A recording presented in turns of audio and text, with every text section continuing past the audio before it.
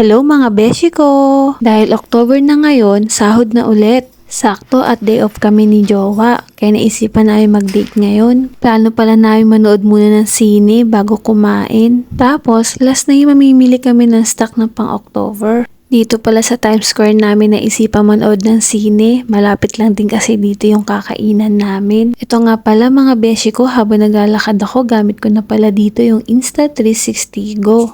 O diba mga beshi ko, ang linaw ng kuha niya. Ito nga pala yung outfit ko for today. Yung damit ko pala sa ukay-ukay ko lang binili yan, nasa $8. Nasa dibdib pala ni Jowa yung Insta. Kaya madali na para sa amin na mag-video-video. Dati kasi ginagamit ko yung cellphone ko, kaya pag may tao medyo nahihiya ako, lalo na pag nag-video ko ng mga paligid. At least itong Insta, maliit lang siya, hindi halatang nagre-record kami. Expendables, masaya. 4 o'clock. Yan. Eto at nakabili na kami ng ticket. Expendables pala yung panonoorin namin. 4 PM nga yan, pero late na kami ng 10 minutes. Ang tahimik nga dito, walang katao-tao, siguro dahil hindi pa weekends. Yung habang namimili nga pala ako ng upuan namin, napansin ko na parang lahat ng upuan ay bakante. Kami lang ata yung manonood. Pagpasok nga namin, nagsisimula na. Yung natapos na yung palabas at binuksan na yung mga ilaw. Doon ko napansin na talagang wala palang nanonood. Dalawa lang kami ni Jowa. Ay bali tatlo pala kami. May isang lalaki doon sa may dulo. Grabe, hindi ba sila lugi? Syempre kuryente tapos yung aircon napakalamig pa. Sa bagay kasi mura lang kuryente dito sa Brunei, hindi katulad sa Pilipinas. Sabi ko nga pala kay Jowa, bago kami kumain, tumaan muna kami dito sa 99 shop. Dadalawin ko si Ate Vivian. Malayo pala, natatanaw ko na sa Ate Vivian dahil sa mahiwagan niyang bangs. Tsaka titingin na din kami ng iPhone 15 kahit wala kaming pambili.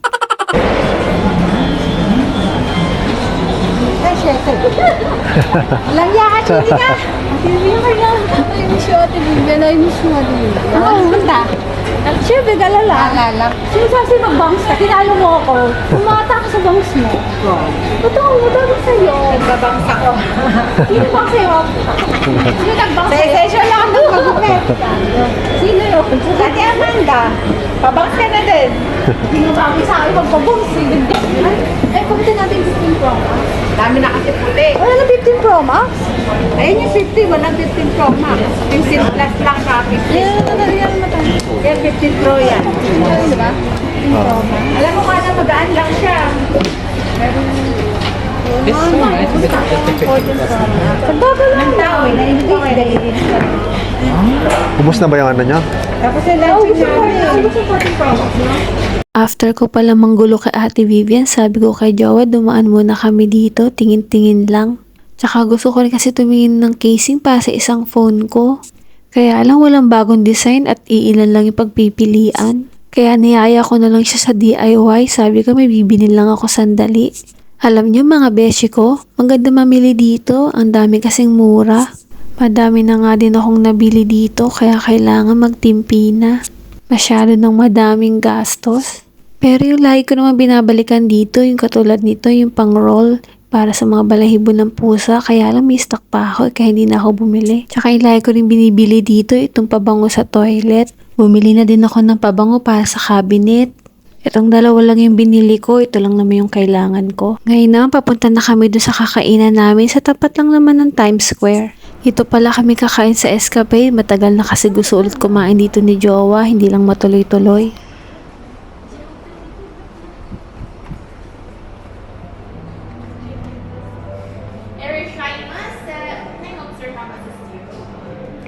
Table for 2. In your reservation. No. Ma'am, at this moment, ma'am, we can only give you car seat. Yeah, for car seat. Yeah, pwede. Okay. Okay lang po. Meron din po kami doon. Dito na lang siguro na. Mas maganda ba saan? Ano mo gusto dyan o dito? Dito na lang? Buti na nga lahat may bakante kasi madalas punuan dito at kailangan mo magpa-reserve. Eto nga't namimili na kami na orderin namin. Plano ko nga sana mag salmon teriyaki kaya lang ang mahal, $11. Kaya sabi ni Jowa mag sushi na lang daw kami, iba't ibang flavor para daw madami matikman na iba't iba. Tsaka mabigat din naman yun sa tiyan. Tapos may lumapit sa amin na staff, inaalok kami ng bagong flavor nila na shake. Kaya lang plano kasi namin ni Jowa mag green tea. Habang hinihintay namin yung order, gumawa na ako ng sausawan para sa sushi. Sabi ko nga rin kay Jowa, gumawa na din siya ng kanya. Ito nga pala yung mga in-order namin. Hindi ganun kadami pero mabigat naman siya sa tiyan. Tsaka sakto lang para sa aming dalawa. Syempre, yung nakasanayan natin, picture-picture muna sa mga pagkain. At lalo hindi pwedeng wala kaming picture ni Jowa.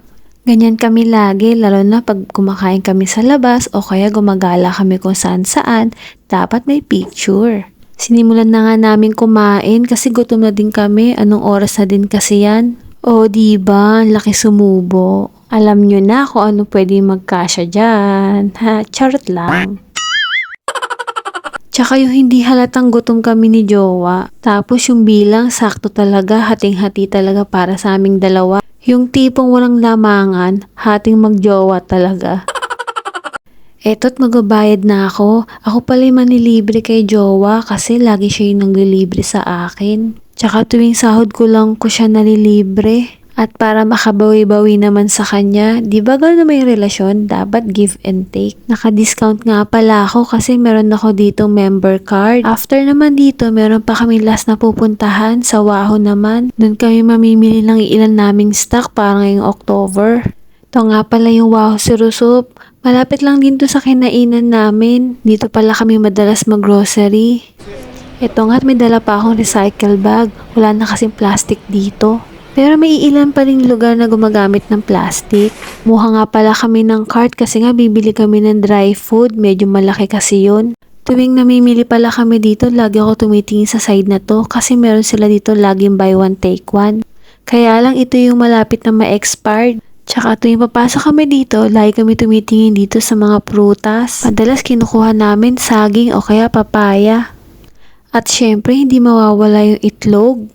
Yung maramihan na nga laging kinukuha ko kasi nga gamit na gamit talaga sa amin yan. Kahit saan pwede mo i-partner. Tsaka mahilig talaga ako sa iba't ibang klase ng itlog. Alam ko kayo din, char. Hindi di mawawala yung repolyo. Paborito namin yan ni Jowa. Lalo na pa nagigisa ako ng gulay. Laging may ganyan. Ito din yung isa sa paborito namin ni Jowa, ang yogurt. Strawberry sa akin, tapos mix naman kay Jowa. Kumuha nga din pala ako ng breast kasi gusto ko magluto ng sipo egg. Dahil sakto, meron akong itlog ng pugo. Kumuha nga rin pala ako ng ibab tsaka condense. Madalas kasi nag-shake ako sa bahay. At sakto, meron kaming saging, tas may mangga pa sa ref. Kumuha na nga din pala ako ng dry food, kaya lang wala silang stock ng wet food na tuna. Kaya sabi ni Jowa, siya na lang daw bibili, magka-try daw siya sa iba. After ko na nga makuha lahat ng kailangan ko, ito na't magbabayad na kami. Nasa $75 nga pala yung binayaran namin dyan. Sa pera natin sa Pilipinas, sa 3,000 yan. O diba, sa daming yan, 3,000 na. Sa Pilipinas, naku, iilang piraso lang yung 3,000 mo. Ayan nga't nagkukompute pa si Jowa. Hati kasi kami kung magkano magagastos. Ganyan talaga kaming dalawa, nagtutulungan kasi kami. Ay! Yung mga hindi ko pala nabili, yung wet food, yung tissue, tsaka giniling na manok. Mga wala kasi dito, kaya sa iba na lang namin yun bibilin. Ito na pala lahat ng pinamili namin. Hindi ko na bibidyohan kung paano ko to inayos kasi masyado nang mahaba yung video ko. Pag uwi nga namin, naglalambing tong si Sky, na-miss yata kami. Hindi lang halata pero na-miss kami niyan. So ayun lang, tapos na. Bye!